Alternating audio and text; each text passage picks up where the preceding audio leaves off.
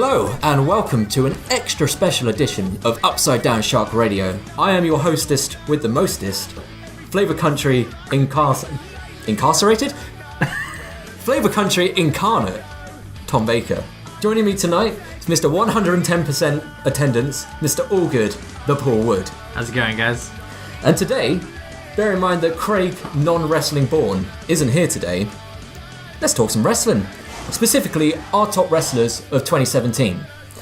Now, rather than running down in our normal listicle style, I thought, why not just find out our favourite wrestlers in different categories? Who's won the awards? Yeah. What we'll do is we'll give you a category. We'll have a talk about a few wrestlers that could possibly go into that category, and then tell you who we think should take that title. Yeah. I mean, this is the end of the year. It's a time where we look at who really has shone in 2017. We need our own award name, really, wouldn't you say? Like, there's the Oscars for films, there's the Grammys for music. So, what would really fit in with Upside Down Shark? What do you think our award should be, Paul?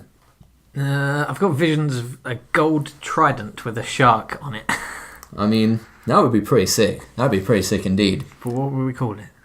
I think the Sharkies. You have the Oscars, you have the Grammys, you have the Golden Globes sometimes. The Sharkies. I think it's got a nice ring to it. And it'll be worth more than a Slammy. Oh, God. And without further ado, and on that note, let's dive in with our most improved wrestler of 2017. Who would you say is the most improved wrestler of 2017, Paul? Well, you got to think people that have been established previously that have come onto the like have greatly improved. Yeah. On their where they were already, and to be honest, there hasn't been a great deal of them. Most of the people that you see, especially within the WWE, come from, say, NXT onto the main roster, and if anything, to their detriment. Like, you think Jason Jordan, Bobby Roode. Yeah, Jason Jordan, part of American Alpha, fantastic tag team. Jason Jordan, Kurt Angle's son? Yeah, exactly. Oh, talk about an old 90s gimmick come to life. Yeah, like in American Alpha, like they were a genuinely phenomenal tag team. And they had comedy chops as well. Yeah, they separated them, and Jason Jordan's just left hanging in the wind. Yeah, like a Kleenex in the wind. Yeah, obviously you say Bobby Roode, he's been established for quite a while now, but like again came up inexplicably turned him face. Yeah, for no reason, even though he was one of the best heels. Always has been in WWE. It was in TNA. Yeah. So what you're saying is that, if anything, this year has been the year that everyone's decreased in value and quality rather than improving. Yeah, but for as far as I can tell, one sole exception. And who would that be? It would have to be Braun Strowman. He's... I've been really, really waiting to do that for a long time. You can tell. You needed to release that, didn't you? Oh, I did. He's great. He is fantastic. Yeah, no, he's really come into his own. Like you think his debut with the Wyatt family was what?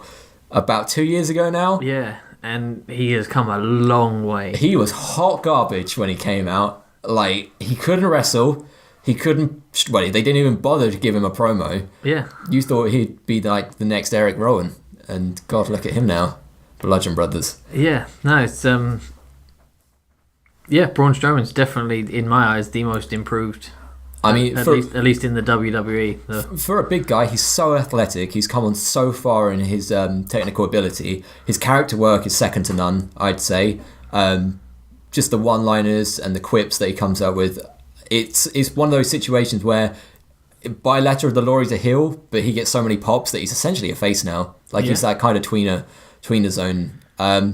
Yeah, I haven't seen a bad match with him in a very, very long time. He can go with small guys, he can go with big guys. Hey.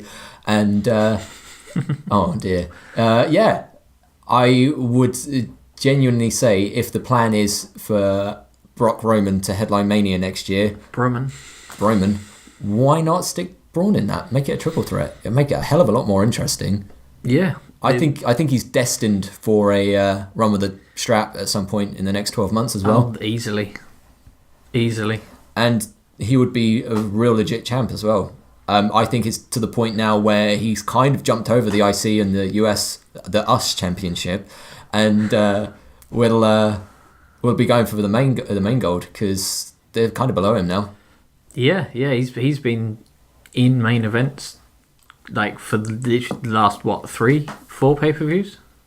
Pretty much, yeah. I think he's had more wins over Roman than Roman's had over him, which is better than beating the Undertaker at the moment. He's solidly main eventing, and he's taking the show. You look at the Shield featuring Kurt Angle match that they had, where him and Kane just ended up going at each other. Yeah, and those two stole it. They certainly did. I'm really, really looking forward to, if the plan is for him to have a feud with Triple H coming up for Mania. That'd be really good. Please don't bury him, Trips. Please. God, that'd be the worst. That would be the absolute worst. But that'd be really good, I think, if they can do it well. I think that'd be a really, really good feud.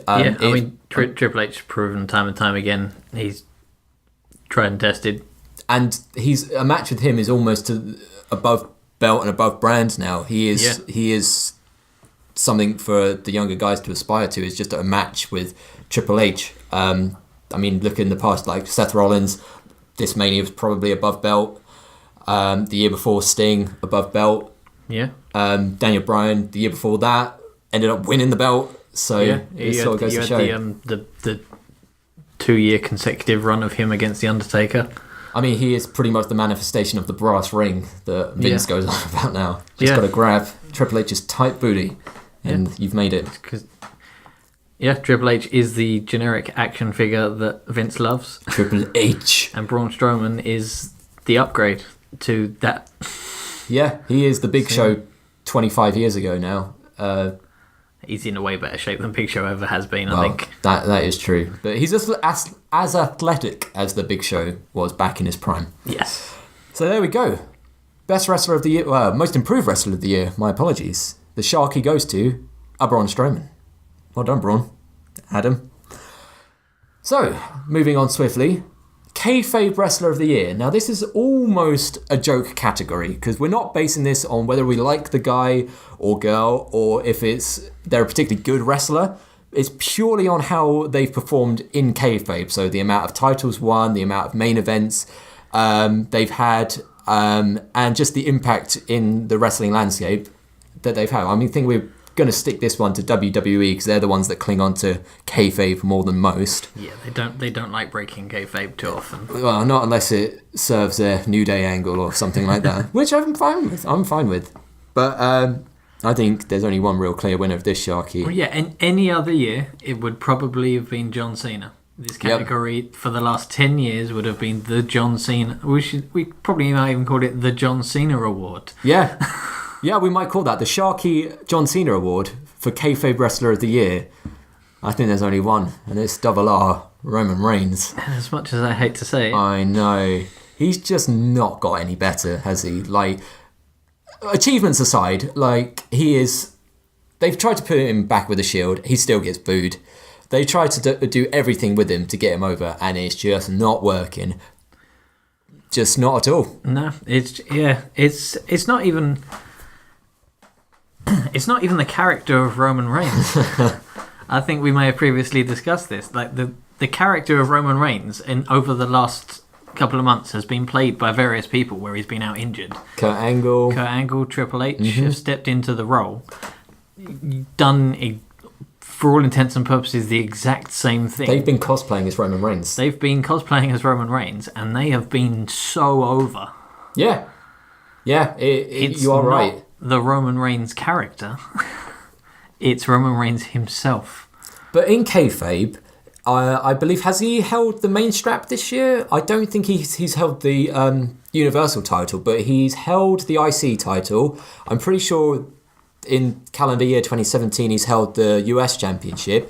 But most importantly, he's retired, in theory, The Undertaker, which is a monumental thing. Like, he's the biggest, most iconic wrestler of the modern era, of the past quarter of a century. And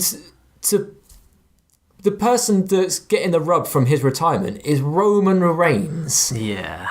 It's just, it boggles the mind. Like, when you see the crowd reaction against what the insiders seemingly think of him, it's just so contradictory. But you can't deny that he has had probably the most successful year. I think the only other person that comes close in terms of kayfabe has been Brock, because he's held the strap since Mania. Yeah, but he's had, 2 matches? Exactly. So it's kind of a bit redundant. And Goldberg, but again, even less matches. And so for like a full-time main eventer, there's been no one bigger than Roman Reigns, unfortunately. Yeah, I mean, this just a couple of weeks back, he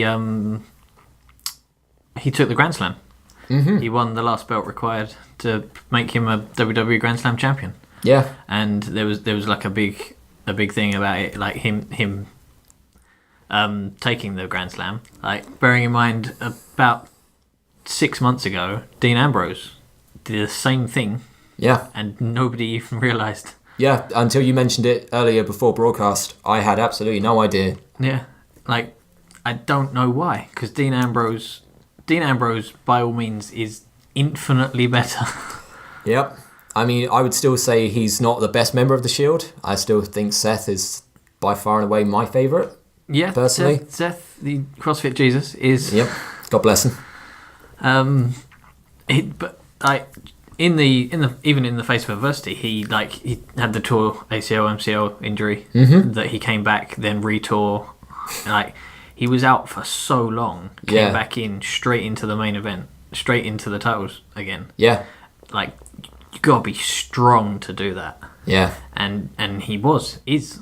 Yeah, I mean, it's no denial, and I hardly think there's any debate that Roman Reigns is the weakest member of the Shield. Yeah. By a long, long way. It just boggles the mind how he's been chosen as the number one of those three. Yep.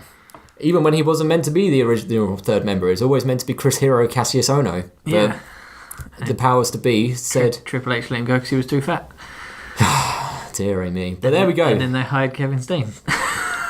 And then put the Universal title on him. And then brought Cassius Ohno back. There you go.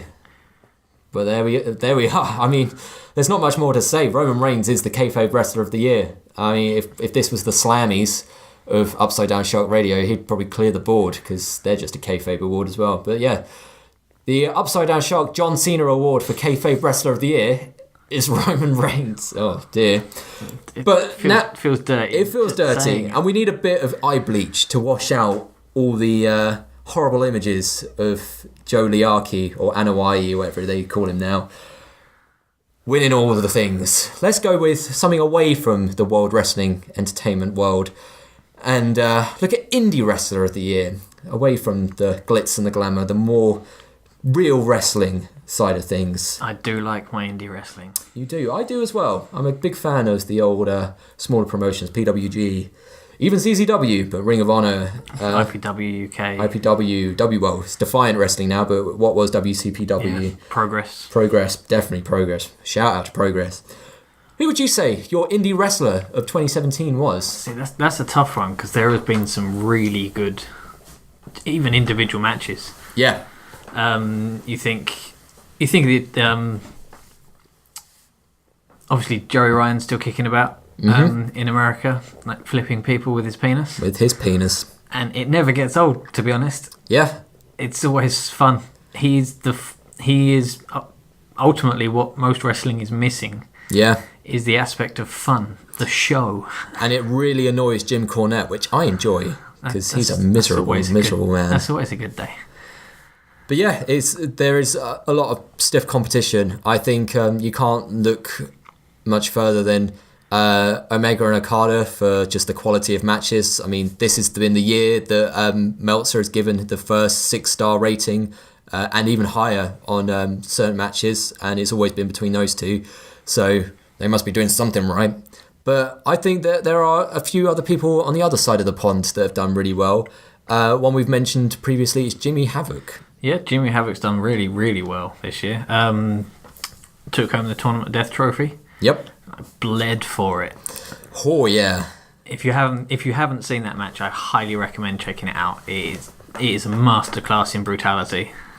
Yeah, I mean, good choice of wearing the white shirt and trousers as well, just to accentuate the blood loss. I believe Triple H was there. Oh, really? Yeah. I didn't hear about that. There was either a tweet or an Instagram post went out from Jimmy himself about people wondering if Triple H saw his performance. And it was literally just a picture of Jimmy wearing a crimson mask. Just like, if he didn't see this, then he's not going to have seen anything. Blimey. Wow. But yeah, no. I'm surprised that Triple H would go to CCW. I suppose they have hired some good talent from there. Rich Swann from 205 Live. Yeah. Was I think he was champ over there. Drew Gulak as well. Yeah. Yeah. All of the people that should be doing way better than they are in the WWE. Yeah, because I mean CCW gets a bad rap for his hardcore matches, but it's not all hardcore. It has a lot of the traditional stuff. It's just the Tournament of Death which grabs all the headlines. Yeah, it's no different from say for example IPW. Yeah. Having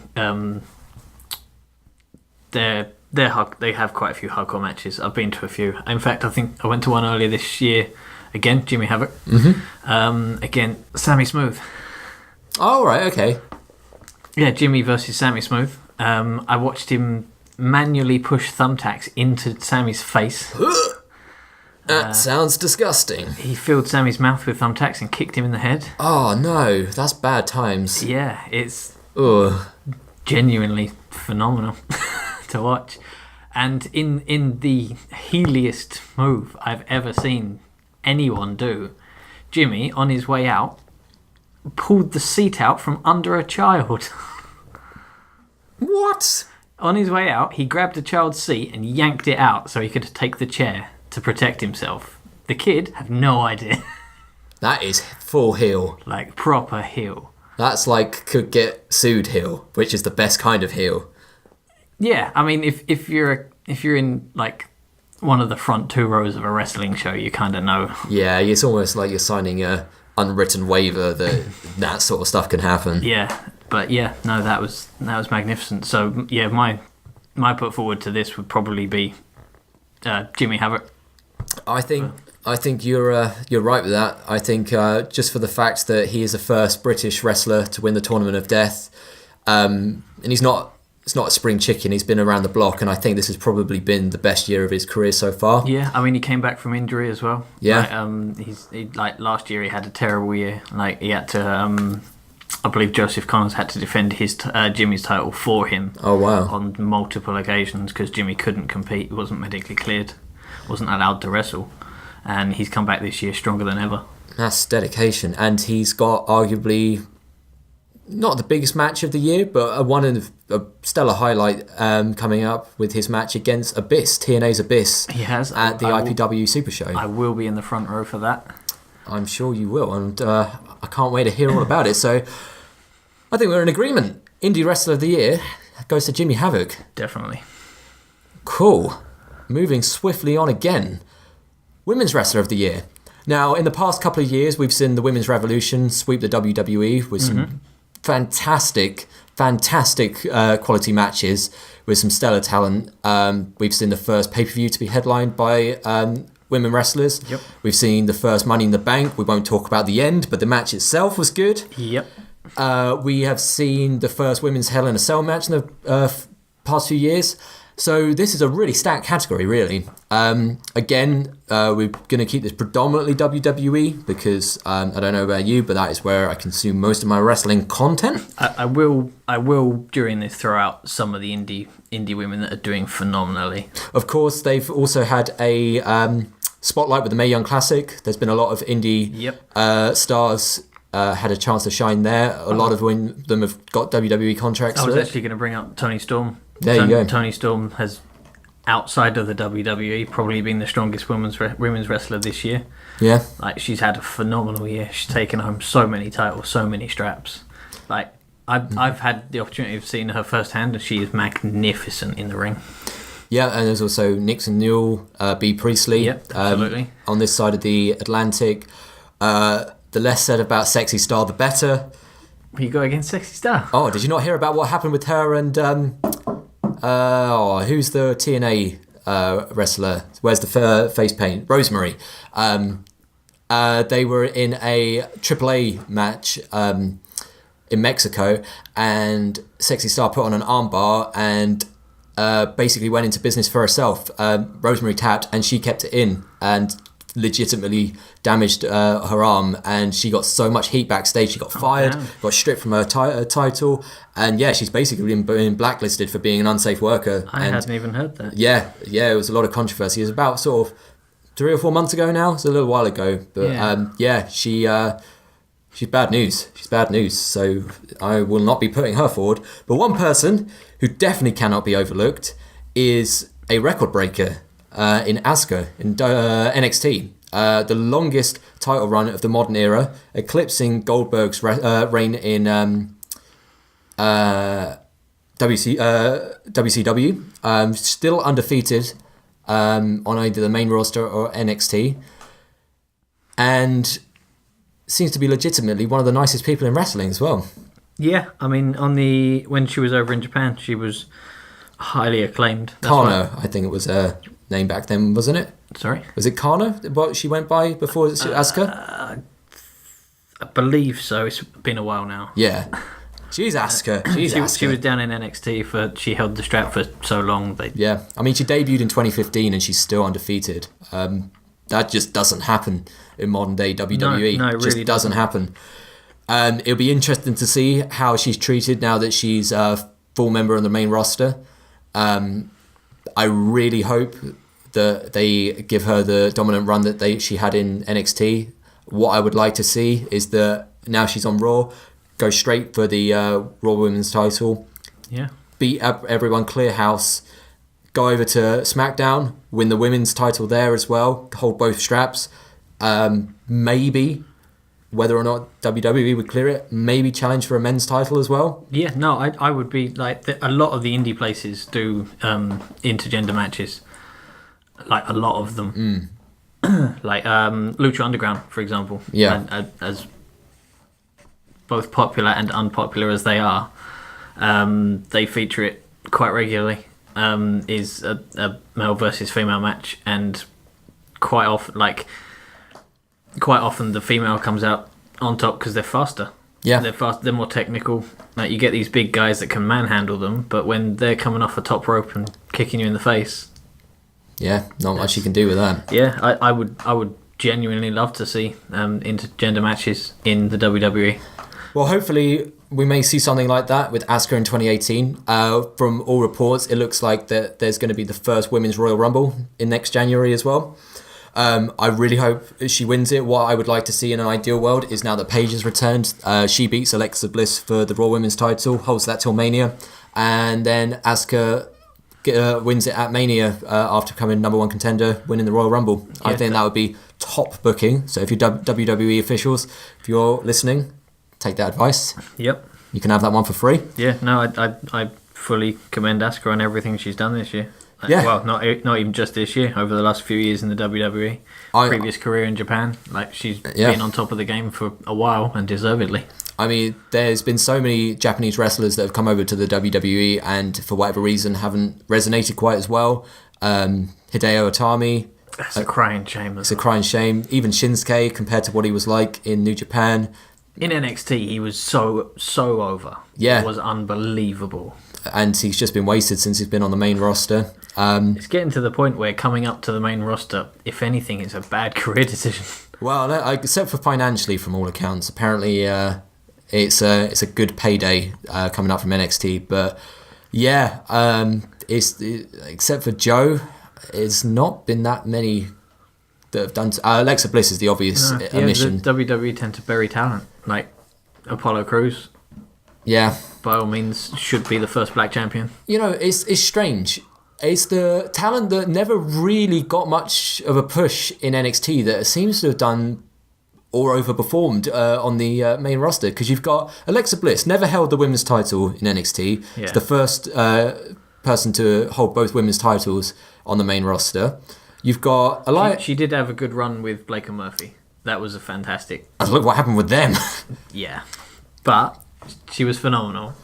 Yeah, and that actually leads on quite well to our next category. So we'll say Asuka for sure, Women's Wrestler of the Year. Upside Down Sharks, Women's Wrestler of the Year. Absolutely. Yeah. Cool. That leads us on to our next category, who I have included purely on the basis of the wrestler who I wanted to win it. So, come at me. Surprise Package of the Year. Now, we were talking about wrestlers who haven't had quite the rub in NXT coming up and overperforming or outperforming their expectations. Surprise Package of the Year for me has got to be Elias Sampson. And I'll tell you why, Paul, before you interject, because I know you will. I will. Elias Sampson in NXT was absolutely eviscerated by Corey Graves on a weekly basis. Even though Corey Graves was a heel commentator and Elias Sampson was a heel, Corey Graves still couldn't help himself but rip into that guy. The Drifter gimmick is ridiculous. I'm sorry, it's so ridiculous. But of going from being most likely to get released from NXT, he has now got a firm mid-card position in the WWE roster. Not only that, but this week, just gone from when we're recording this, he had an IC title match against Roman Reigns. Like, he has made an absolute name for himself. I bet it was difficult to tell who was who in that match. I tell you, it really was. I mean, talk about the WWE having a type. It is big man with sweaty black hair. Yeah. Like, bearing in mind, they could still have Damien Sandow. I've said this week in, week out. Yeah. I mean, I won't dispute that. Why has Elias Sampson got a job and not Damien Sandow? Because he's big and he's got sweaty black hair. So did Damien Sandow. Well, yeah, true. He was magnificent. He was magnificent. And if there was a category for most missed wrestler of the year... definitely. I would definitely put him above even Taker. Actually, no, Edge. I still miss Edge. Still too soon. I think the wounds have healed on him. No. I mean, his neck hasn't, but the wounds have. The emotional wounds have. No, it's still raw. At least we've got the podcast. Aaron Stevens, Damien Sandow, whatever title he's going by now, he's gone. He's not even wrestling on the indies as far as I'm aware anymore. He's just faded into obscurity, and it's the crying shame. He was amazing. He really was. But when I say surprise package of the year, it doesn't have to be a positive thing. So I like Elias. I'm going to put it out there. I think he's entertaining. Even though he can't play the guitar, I think that's somewhat endearing. That he's managed to make a career out of being a mediocre wrestler and a subpar guitarist. Like, it gives hope for the common man. If we were talking about this like 3 months ago, you'd have to throw in James Ellsworth as well. Because no. Yeah. No. What happened with him was surprising. You can't deny that. That it was. First women's Money in the Bank winner. No, we don't talk about that. I mean, my biggest surprise of the year, to be honest, was seeing for the first time one of the independent wrestlers, Matt Riddle. Yes. Used to be in the UFC. I can't say I'd ever really, to be honest, at that point, I hadn't really heard of him. He was just making his sort of break into the independent wrestling circuit, and he was unbelievably good for somebody that I'd never really heard of. I'd heard the name, but I couldn't say I couldn't have put a face to it. I hadn't seen any of his matches previously. Yeah. Obviously, I knew from chatter that he'd been like in the UFC and an actual fighter, but in the ring he's extraordinary. It was in a match against Zack Sabre Jr. Tasty. Yeah, and he matched Zack Sabre. That's no mean feat. Like on the mat, like on all fours, technical ability. He matched Zack Sabre, and then overpowered him. Well, he's got that. And took the match. Like, he's technical. He's just ability is amazing. And he oozes charisma as well. He really, really does. Like, he is what I would be if I was a wrestler, in my mind. Yeah, he's also a solid bloke. Yeah. Like I met him. Oh, did you? Yeah, during that same event. And, like, he's like a solid bloke. Like, yeah. I wouldn't be a really nice guy. I wouldn't be surprised if he got snapped up by NXT next year as well. To be honest, I'm surprised he hasn't already. Like, he's got the physique, he's got the look that Vince and co crave. He's got the thickest Californian accent. Yeah. He's got that marketability that I think he'd do well. He'd do well in the WWE. I can't actually argue with that. I was going to defend Elias Sampson to the death, but you know what? You've convinced me live on air, so well done. I think the Upside Down Shark surprise package of the year in wrestling has got to be Mr. Matt Riddle. So well done, bro. Nice. I know. So, now that we've been rambling on for the better part of half an hour, I think it's time to wrap this all up with the coveted Sharky Award for Best Wrestler of the Year. Now, there have been some absolutely phenomenal wrestlers, hint, hint, this year. There have been arguably some of the best matches of all time. I think the quality of wrestling in 2017 is better than any year we've had before. I think... it has been. There have been instances where it has been way worse. Of course. There's always ebbs and flows, highs and lows. But overall, I think... pound for pound, the quality of wrestling in ring has been phenomenal. Absolutely amazing. Both indie, UK, WWE, even Impact, I would say, has been top notch. So this is a really, really stacked category. There is a lot of people that could win this. Some obvious names that spring to mind. It's got to be Kenny Omega and AJ Styles. I mean, they have been for years 1A and 1B in terms of best wrestler of the year, in terms of ability, charisma, mic work. I don't think you can get better than those two. No, I'd probably agree at this exact moment in time. They are probably two of the best. Like, AJ Styles single-handedly saved a pay-per-view. Which pay-per-view was that? It wasn't the Brock Lesnar. It was the one previous to that. Oh, the one where he was on loan. Yeah, Bray Wyatt had the mumps, and so he had to fill in for against Pumpkin Balor. Oh, yeah, it was Finn Balor. Yeah, against Finn Balor. That was TLC. Yeah. I think it was TLC. We're going to say that was TLC. TLC was such a poor pay-per-view that it needed AJ Styles to come cross-brand to save it. I mean, were you, as a not free agent, but as someone to call on to fill that utility man role, who else could you ask for? Yeah, and that match against Finn was unbelievable. Well, you knew it was going to be good because, like, even the history behind them would mean that it would be an amazing match because they're both former leaders of Bullet Club. Yeah, the entire match was almost too sweet. Nice. I think he has been by far and away the best thing in WWE this year. Every feud he's been part of has been fantastic. Even matches like the ones with Kevin Owens, which haven't quite been up to the standards you might hoped, has still eclipsed everything else on the card. In all honesty, AJ Styles I don't think has ever had a bad match. Well, yeah, I mean... Except that one instance. Which one was that? Where he may or may not have broken some guy's neck. Well, if they can't... He's fine now. He's in NXT. Yeah, I mean, if you're going to tuck your chin while you're doing a Styles Clash, then, you know, that's not his fault. And then elsewhere in the world, Kenny Omega and the Young Bucks as the elite package. Yep. I think you can't really get better than them. Meltzer has given Omega Okada 6 stars on 3 occasions. Never been done before. So that just goes to show, I know he's just one man's opinion, but a very, very educated man in the world of wrestling. Shows you the quality that they're outputting over there. Young Bucks, not only have they performed outstandingly in the ring yet again this year, but just the way they've built their brand as well has been absolutely unparalleled. They now have the highest selling t-shirts in Hot Topic. Super Kick Party. Yeah, bigger than any band, better than Rick and Morty and Vader Zim, all the emo trash.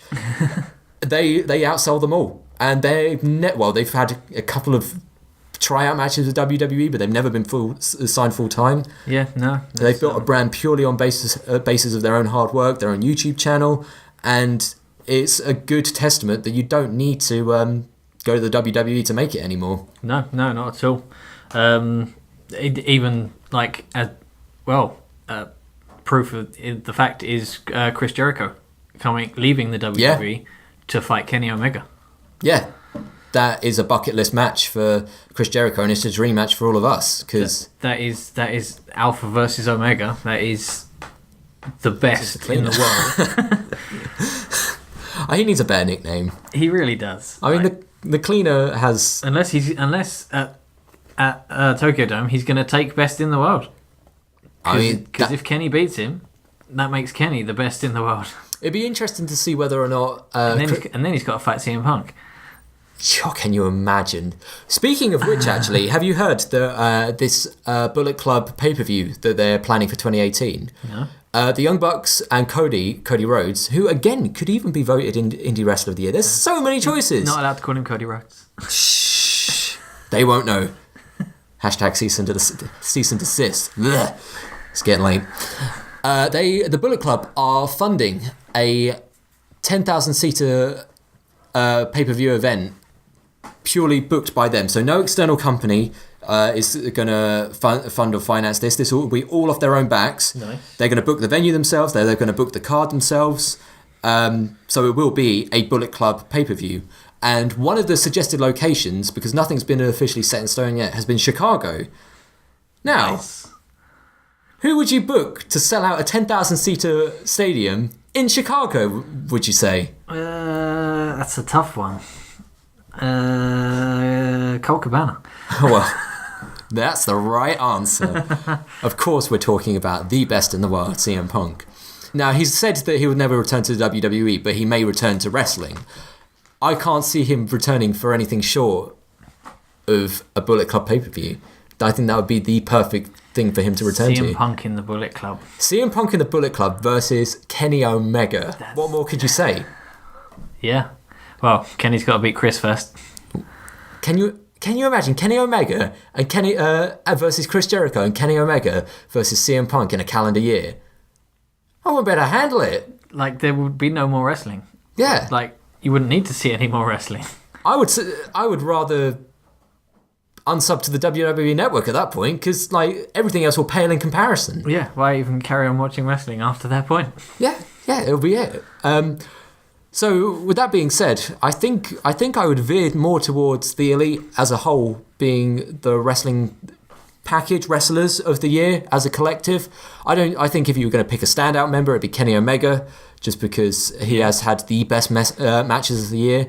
But honourable mention to the Young Bucks, Marty Scurll, and Cody Rhodes in all of that as well. Yeah. But yeah, I would say just pipping it at the post, Kenny Omega, I would say is my wrestler of the year. Yeah, probably. There's a couple of honourable mentions that I need to at least acknowledge. Please do. Kane, Glenn Jacobs. Okay. As of recording, I believe his next match on Raw will be his 1,000th televised match. God damn. 1,000? 1,000 televised matches. That doesn't include dark matches. Whew. That's a Good lot Lord. of matches. He has served his time and then some. Yeah, he's like behind the scenes. He's one of the most respected guys in the WWE. Like people from all tiers come to him with, like, if any of the wrestlers have any problems, they go to him to try and get something sorted out or for advice. If any of the upper brass have any issues, then they generally go to him to try and sort it out. Like, he's the go-to guy in the WWE at the moment. I've read somewhere, apologies, I can't remember where, in his illustrious career, he has never injured anyone. Good Lord. He is officially the safest wrestler of all time. But what about the time he tased Shane McMahon's testicles? That's going to hurt. Yeah, but Shane O'Mac gets up. Yeah, that's valid. He is the most powerful wrestler in 2017. He could have been our kayfabe wrestler of 2017, to be honest. But yeah, no, I thought at least Kane deserved an honourable mention for not only being the safest wrestler in all of wrestling ever. Like, 1,000 televised matches. He is a shoo-in for Hall of Fame whenever he retires. Easily. And we all know how, well, I know exactly how I want that to happen, but it never will. How do you want that to happen? Kane's final match will be, well, in my mind, the best possible final match for retirement will be Kane versus Undertaker at WrestleMania Okay. in a Buried Alive match. Okay. Yeah? Yeah. And Kane throws Taker into the hole Right. and signals for the dirt to be poured in. Uh-huh. And as it starts getting poured in, Taker's hand comes out, grabs Kane by the ankle and pulls him into the hole as well, burying both of them. Neither of them being seen again. And then imagine theatrically, the arena goes dark. Single spotlight on the urn in the middle of the ring, and it bursts into flames.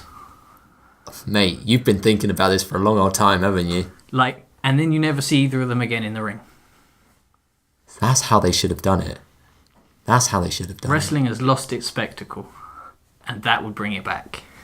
If we could have that as The Undertaker's final match, if he was to return for Mania next year, along with a tag team match of the Broken Hardys versus the New Day, it would be one of the best Manias of all time. Yeah.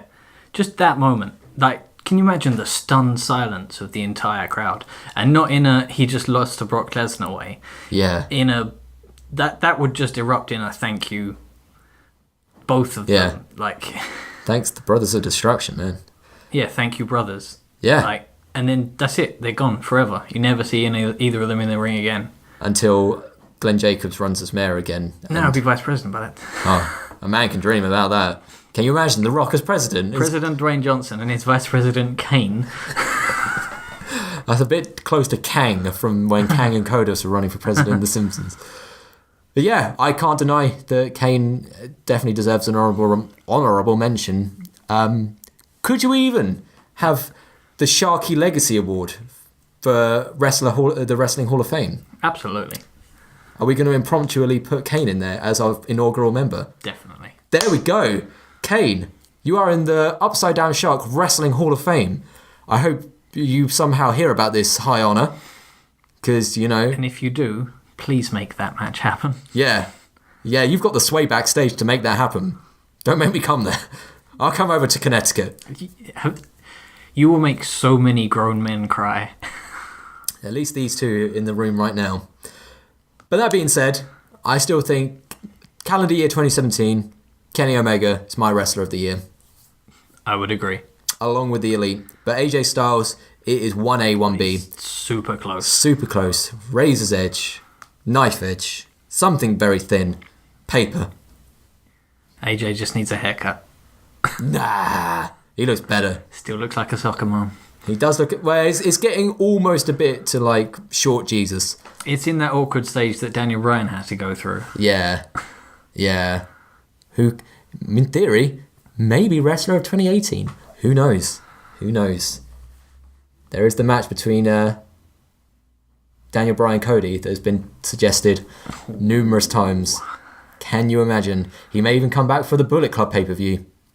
CM Punk, Kenny Omega, Daniel Bryan, all on the same pay-per-view. Well, he'd be Bryan Danielson at that point. American Dragon, mate. American Dragon. Mate. Oh, we've been rambling on for far too long, and it's getting late. So, there we go. That was the Upside Down Shark Wrestling Awards for 2017. The inaugural Sharkies of wrestling. I have been Tom the Thrasher Baker. I am still Paul. Still Paul, still Austin. I did it. Well done me. This has been Upside Down Shark Radio. Merry Christmas for 3 weeks' time, whenever this goes out. Cheers, guys. Thanks, guys. High energy.